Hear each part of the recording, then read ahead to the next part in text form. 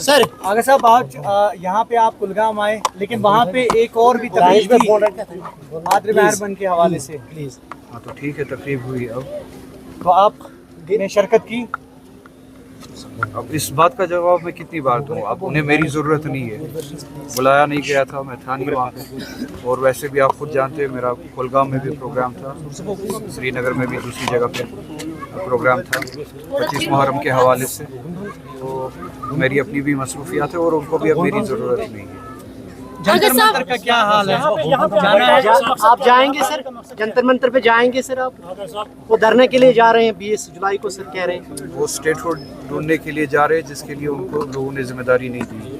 वो बीजेपी का काम करने जा रहे हैं। मैं जाऊंगा, मैं रियासत जम्मू कश्मीर के लोगों की बात करने जाऊंगा, 370 के हवाले से बात करने के लिए जाऊंगा। वो बीजेपी की के प्रोजेक्ट पे काम करे, मैं रियासत के लोगों के प्रोजेक्ट पे काम करूँगा। अगर साहब ये बताएं, मौलवी मोहम्मद उमर फारूक ने कहा कि सिर्फ रियासती दर्जा बहाली पर बात नहीं होनी चाहिए, दफ़ा 370 और 35 की मनसूखी पर भी बात होनी चाहिए। सही कहा, और नेशनल कॉन्फ्रेंस को मैंडेट ही उसी लिए मिला।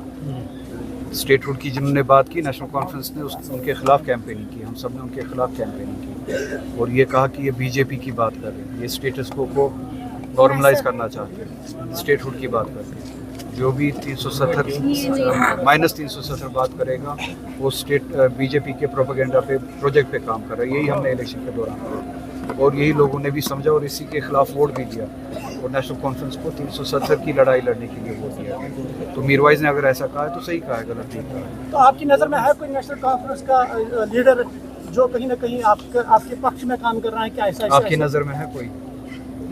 तो वही जवाब है। आगे साहब आपको लगता है कि फरोई मामलात में लीडरान उलझ रहे हैं और जो रियल काज है वो भूल रहे हैं सर, वो भूल रहे हैं।